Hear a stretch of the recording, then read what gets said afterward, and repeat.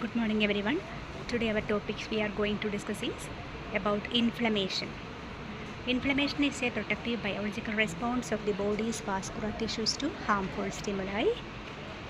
So inflammation is a protective response of our body to the certain harmful stimuli. What are the harmful stimuli? Like pathogens, damaged cells and irritants. Pathogens means bacteria, fungus, virus, etc. So the main purpose of inflammation, there are three purposes are there for inflammation. So the first and main purpose is to eliminate the bacterial causes of cell injury. So to eliminate or remove the initial causes of cell injury, and also to remove necrotic cells and tissues. And the third purpose is to initiate tissue repair. So to start the repairing of our damaged tissue. That is the third purpose of inflammation. So our inflammation is very protective. Inflammation is very protective in nature, of course. But in certain cases, when it becomes excessive or uncontrolled, what happens? Inflammation can cause what? Tissue damage, and it can also lead to the chronic diseases. Examples for that case are arthritis, asthma, atherosclerosis, etc. So what is arthritis? Inflammation of our joints. And what is asthma? Inflammation of our lungs. So these are some of the examples for the consequence of uncontrolled inflammation. Then classification. The inflammation can be classified in several ways depending on duration, depending on mechanism, and depending upon the type of damage or trigger, etc. So here we are dealing with the classification by duration. So according to the duration or time period it is taking, the inflammation can be mainly two types, that is acute inflammation and chronic inflammation. So what is acute inflammation? Acute inflammation is the rapid and short-lived response of the body to harmful stimuli. So the main words that we have to be careful about here is rapid and short-lived. So the acute inflammation, acute means rapid, sudden in onset, and short-lived means it is lasting for a few seconds, few seconds or minutes. So that is called a short-lived. So acute inflammation is the rapid and short-lived response of the body to harmful stimuli like pathogens, injury or irritants.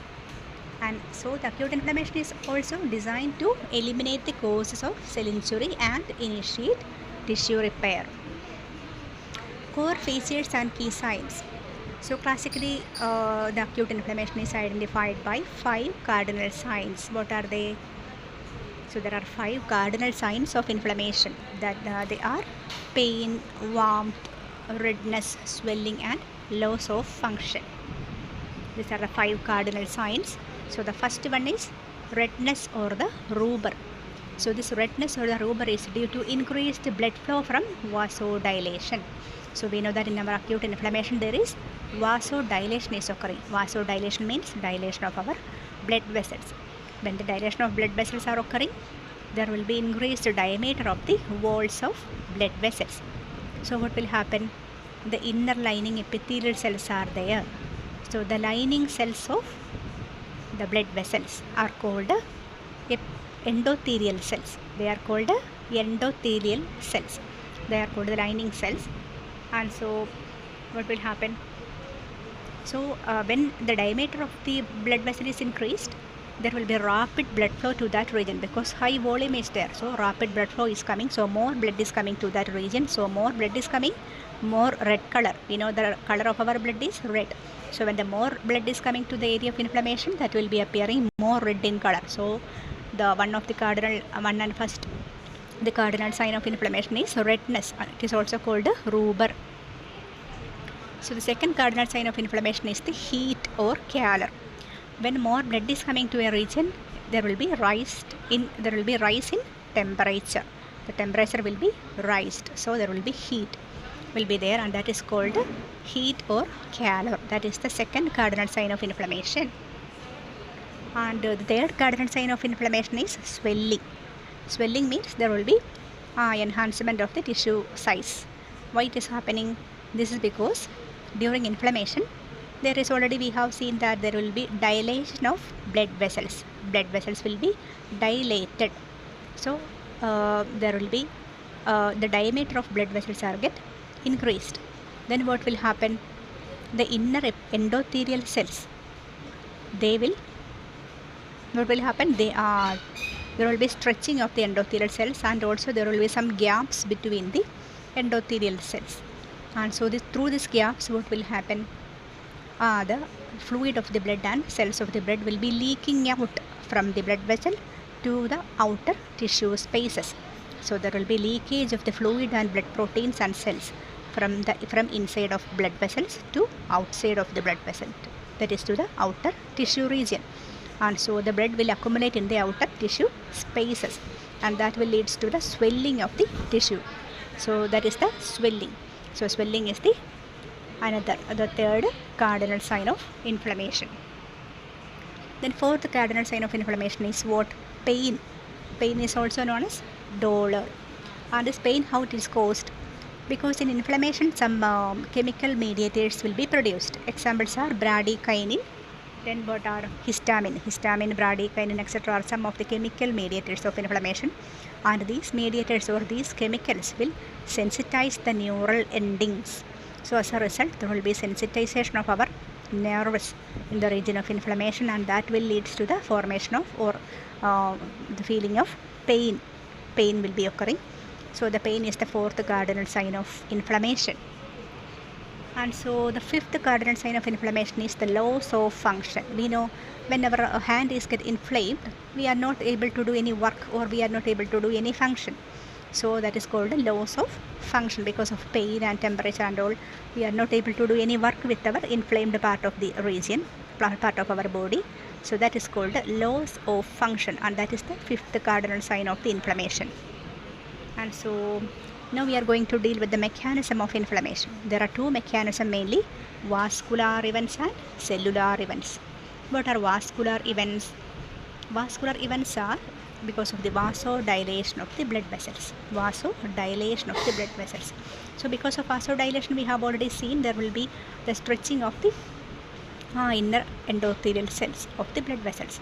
So, and also there will be some gaps between the endothelial cells, because the diameter of the blood vessel is get increased, and because of the formation of these gaps, through these gaps, the blood fluid and cells and proteins will be get leaked out from the blood vessel to the outer tissue spaces, and this will leads to the more redness and heat, and also there will be increased, because of this increased permeability, what will happen? There will be exudation of the protein rich fluid, and that result in swelling.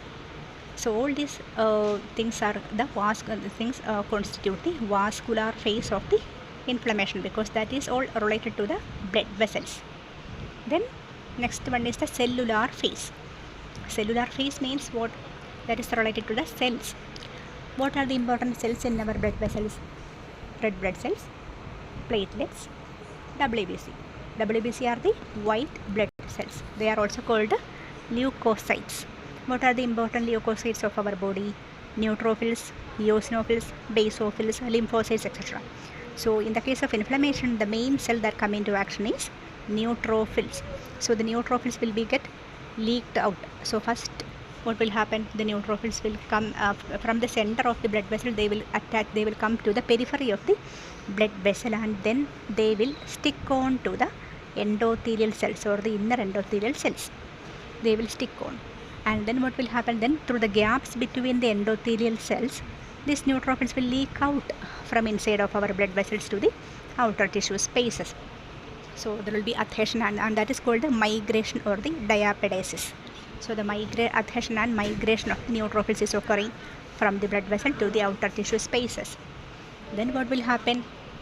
Then these neutrophils can cause that they can phagocytose the microbes. That is, they will swallow or engulf the bacteria and other microbes. They will engulf the bacteria and other microbes. So what will happen? They will kill all the microbes. And when all the microbes are get killed, what will happen? Our inflammation will be subsided. Our inflammation will be subsided when all the bacteria is get removed by the neutrophils. And also the other than bacteria, other cell debris also can be invaded or can be engulfed by these neutrophils using their enzymatic and oxidative pathways. So these are some of the processes which are occurring in the acute inflammation. We were dealing about the acute inflammation. So what are the causes of this acute inflammation? Physical injuries like cut burns, then some microbial infections because of bacteria, viruses, etc. Then some chemical irritants, then some allergens and toxins. These are some of the causes. Then physiological purpose of inflammation. That is the goal, that is the aim of the acute inflammation, is to eliminate the initial cause of injury, clear out necrotic cells and tissues, and establish conditions for the tissue repair. These are the important